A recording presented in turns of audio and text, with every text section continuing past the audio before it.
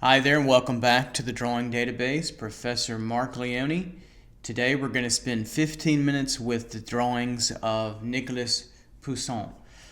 Born in 1594, French painter. Born in 1594, died in 1665, and he can be considered as a transitional figure from really the Renaissance to neoclassicism, if you will, in that region, from the Baroque Renaissance to a early neoclassical artist. So we see here in Poussin a drawing in ink characterized by a fountain tip type pen and heightened with wash, only no white chalk here. So we see this kind of graphic style in much of the Renaissance and the Baroque and also neoclassicism in terms of drawing. Most of this can be thought of as concept sketching for developing ideas, for concepts, for paintings, and then developing these drawing ideas into longer studies, often some in chalk heightened with white chalk, dark chalk heightened with white chalk, and then on to the actual painting on canvas. And we see that of satyrs and it looks like their female counterparts here in a feast of food and also physical contact, physical pleasure as well. Again, a characterization of curvy linear lines using goats and animals as symbols for lust, if in desire, if you will, and really a graceful, quick, definitive, volumetrically refined kind of sketch. And then I think also, too, what's to take out of this technically is the use of both hatching in the shadow forms, as we see here, but also the tone, right, of the wash used really lovely in one value tone to give three-dimensionality and also a design and a shadow pattern to the drawing. Here we see Poussin in another ink drawing heightened in a wash, and it looks almost as if he's working from a Roman or even a Greek frieze, if you will, a study of neoclassicism, or in this case classicism, developed from symmetrical, balanced ideas, especially in Greek art, and then continued somewhat in the art of the Romans, especially more so in sculpture. But we see the light source coming from the right, so the shadows are pushed to the left. We see all of them to the left of the figures as they turn in various degrees away from the central viewer, us, and then we see three main central figures in what could be below, more activity from these central figures in terms of what they accomplished or what their symbology or what they had done in their lives and their occupation or their social status and hierarchical status within leadership or rule of their various city-states, if you will. But again, the simplification of the value pattern, especially in the wash, there's really washed over one or two values, a little bit of dark for areas of deep kind of frieze, three-dimensionality. The rest is a simple drawing with wash on top. Here we have a looser and even quicker, more gestural sketch, a faster sketch, probably perhaps smaller in size than the other two sketches, but we see a moment of great activity of some type of crusader or warrior looking to end a infant child being saved by, at the moment, perhaps the mother of the child, and then allowing this grouping of mother and child to escape. This might be during the Egyptian mythological story of Moses, perhaps, or another story where infants were murdered, unfortunately.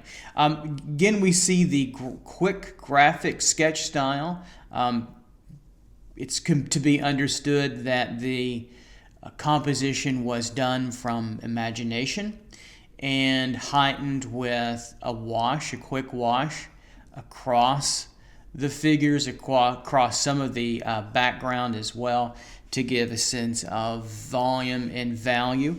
But again, also a design pattern, especially in a 1 and 2 step approach, a light side, right, and then a dark side here we find all over as we come into the composition through here, up through the figures, and then notice how the sword leads us back out to these main figures as we drive out, and we see the other children that have been executed there as well. So a very powerful image based on, I'm sure, a narrative. And then the almost effortless sketch, and again the simplification of value. So if you're interested in doing washes, and you're going to see a lot of these through art history and drawing, remember to keep those washes about a number 5 in the value scale, or very simply kind of right in the middle between light and dark, and only use that value. Try not to get too complex. Let the complexity come within some of the sketching, and let the viewer fill in the rest of that. This is a good example with Poussin. Here we see a scene of high emotion and high activity, almost something celestial coming down in from the gods, perhaps Apollo coming down riding on a sun chariot with horses. We see graces dancing across the composition, and this pedestal here leads us up to more figures and back into the composition over, and then we get cropping from the palm tree, another figure, and then downward to the harp player and over to the cherubs, and then back into the central composition. So that's generally how this was designed in terms of the composition. Let's look at the drawing technique a little further. We have pen and ink again, and then wash on top. This time with the wash, he does 2 layers. He does a mid-tone value, if you see that, and then there's the darker layer of shadows. Can we see that across to give a little bit more emphasis? It lends quite a bit degree to more intense dark and shadow, and then gives a reflective light to the middle tone value that he used before. So we have a 3-value drawing. We have a light here, we have a medium value here, and then we have a darker value here. So it's kind of painting or in this case, drawing with wet media in a 3-value step to give a very nice, conclusive, studied finish to this tempestuous or very active scene. Here we have a scene of a hunter or huntress, I think Dana, if you will, and the murder of another beautiful mortal woman with the arrow into the mouth of the lover here, and the adoring children mourning the death of what is probably their mother or caretaker here.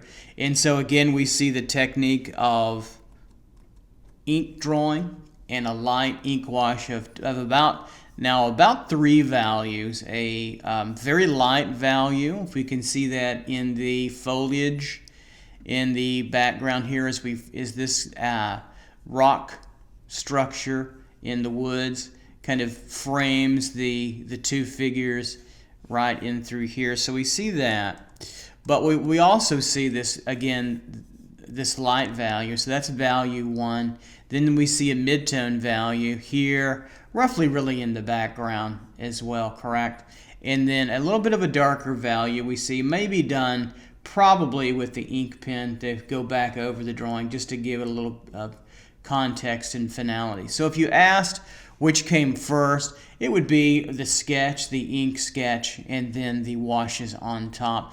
Unless the ink was water soluble, and I really don't know, it probably could have been. He could have done a very light sketch with a chalk, and then had done the washes first, and then come back on top once the washes had dried completely, and added the darker line to heighten and finish the line, as the chalk line would have essentially disappeared. But I do think he drew first with the line and then put the tone into the shadow shapes. And again, it's a very graphic kind of style, isn't it, where it's simplified, greatly simplified, in order to give rest and a kind of conclusive complexity from simplicity and also visual order. Here we have an overwhelming wash on a sepia-toned wash onto the pastoral scene of what could be a family of shepherds resting into the forest. We see youthful individuals. We see a female figure, perhaps a male here or two, resting. We see soldiers resting, and then we see what looks like some type of perhaps a little boat or canoe back into here. It might be signaling a drawing to describe the New World or North America, as we know the United States here. And it's a major wash, so it's dominated by the wash. The line work is sublimated. You get a little bit showing back through the trunk of the tree and a little bit here on the leaves, although we can see bits and pieces overall in the figures. But I think we can agree that the line work is definitely secondary. He gives a little bit of extra line work, a little bit of darker ink or line through here to set the figure down in through there. But this is a predominantly wash study, probably again drawn first. And then we get a good pattern of Poussin's thinking in two steps. The light here of the design, which we get a little bit all over into the lighting as light comes in through the tree somewhat to the left as we see it hit the figures this way. And also maybe a bit center coming into the figures this way, so center to the left.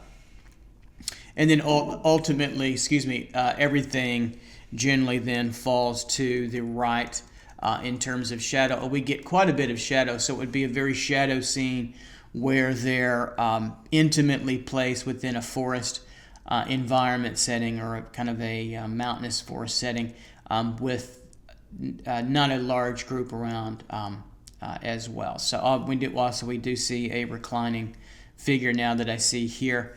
Could you catch that right in through here? So a male figure reclining right in through there, maybe for a rest, etc. Or perhaps he might be injured. I don't know in this composition.